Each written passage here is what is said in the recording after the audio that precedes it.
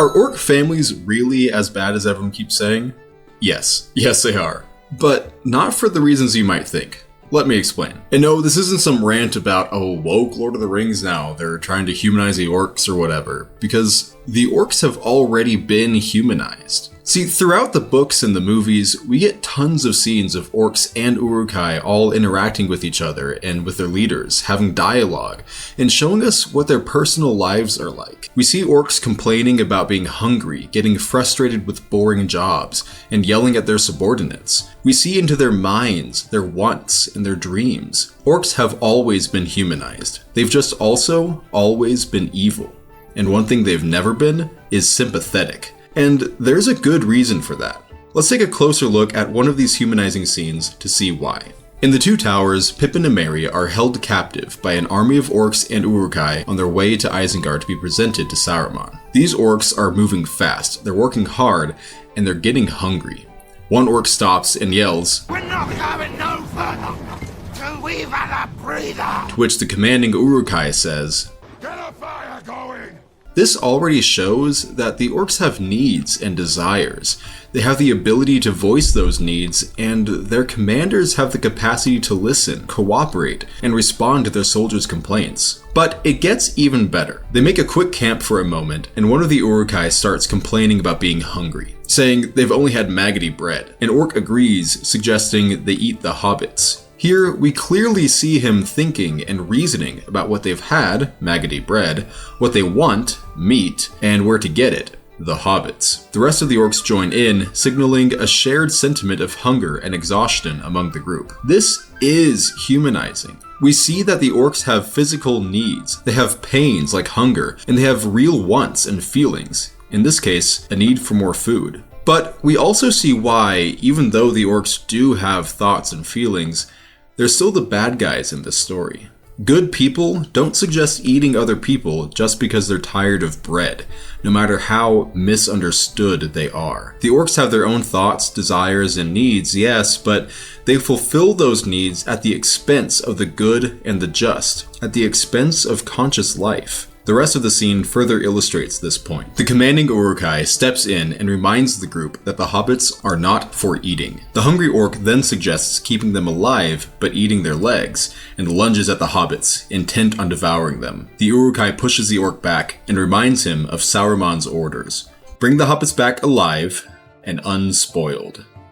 The orc questions this, asking why the hobbits need to be alive at all. Again, we see the orcs thinking, reasoning, questioning their orders. It's just that they use their capacity for reason for objectively evil aims. In this case, killing the innocent hobbits, purely for their own comfort. A fight breaks out, and the Uruk-hai kills an insubordinate orc, and declares, "Looks like meat's back on the menu, boys!" The orcs and Uruk-hai alike cheer and devour their freshly slain kin.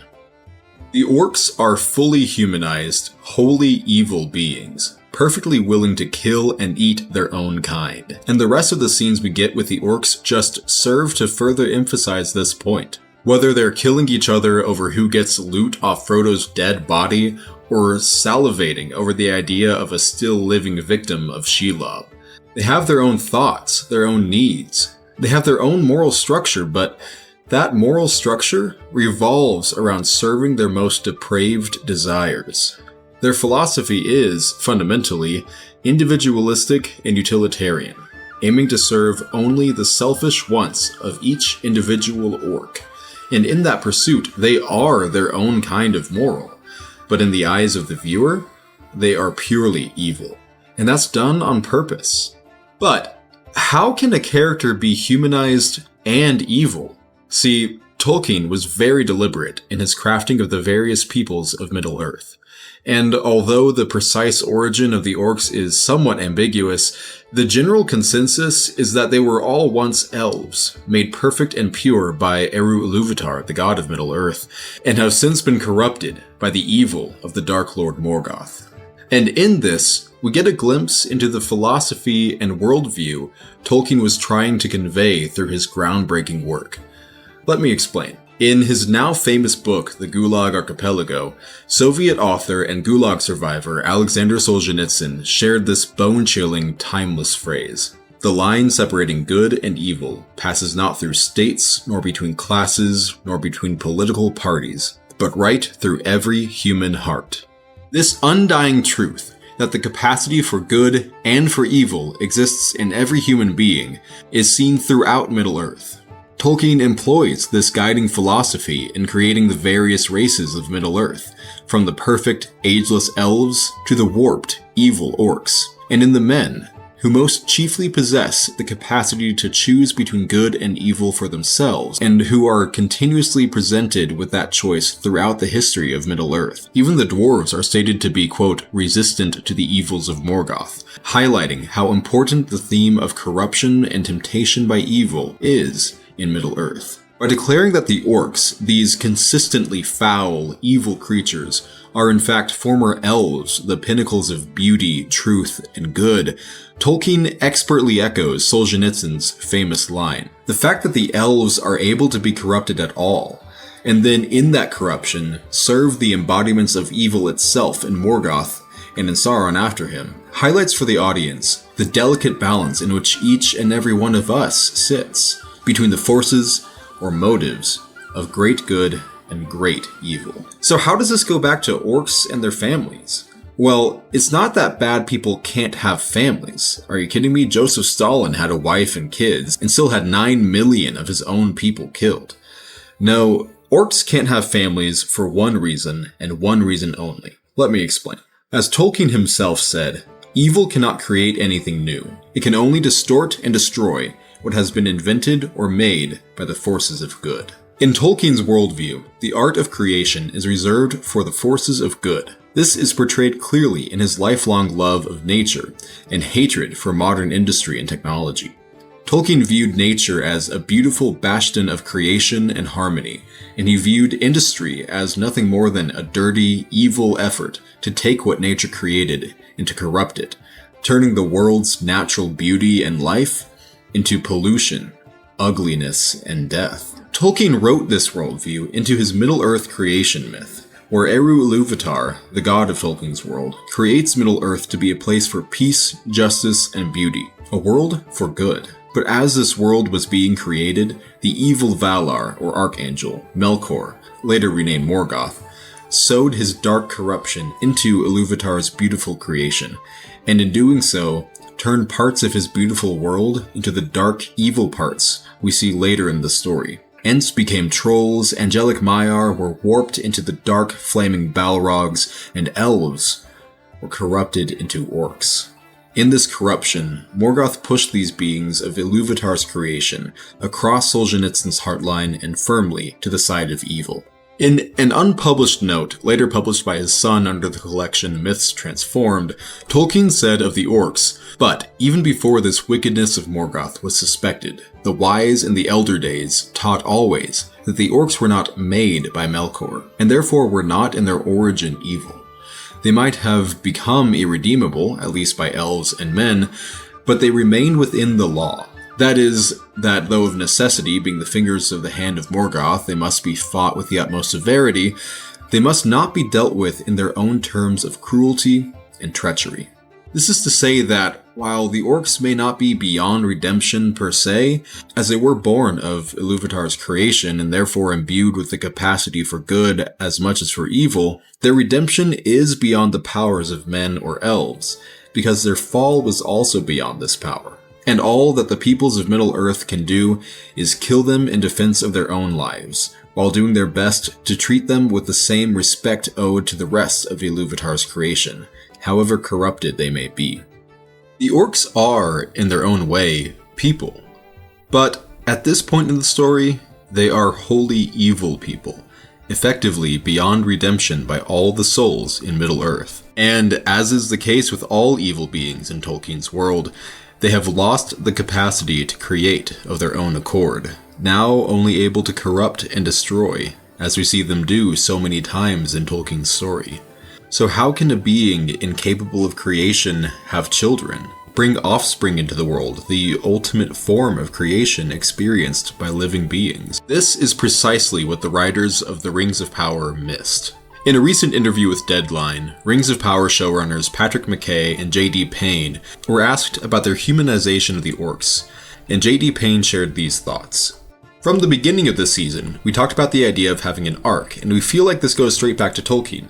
You read the books and you get these blips of moments where orcs are kind of on their own, and they're saying, hey, what if one day there could be a place just for us? We could have our own little land and our own little cottage by the sea, so to speak, where they have dreams, they have aspirations, they don't just want to be mindless killing machines. We tried to take that a step further and continue to individuate them and dramatize what their desires and ambitions might be. And we were also always fascinated by the idea that the orcs were fallen elves. Tolkien has this idea that evil can't create anything, it can only corrupt. That the elves, these amazing, beautiful creatures, could be corrupted into the orcs was fascinating to us. And so the idea of Vidar as a missing link between the two, to get his story as who he was as an elf and how and why he was turned, and then to see where that could lead him in terms of being the father of an entire race, that felt really compelling to us. We get some of those answers filled in for us in this season, and then we get to see how, again, those benevolent desires can ultimately lead to tragic ends. The creators may have read Tolkien's words, but I think they missed his point. The orcs don't have benevolent desires. They don't want for families or cottages by the sea. They are the corrupted results of Morgoth's evil, and though they have all the capacity for thought and desire that the humans and the elves have, they use this capacity for destruction and death, having fully given over to the evil of Morgoth. Sure, it would be interesting to see an origin story showing the words and sorceries that Morgoth, and Sauron after him, used to corrupt the elves into orcs to begin with. Maybe here we could see a story of good intentions being led astray, but once they become corrupted, there are no more good intentions.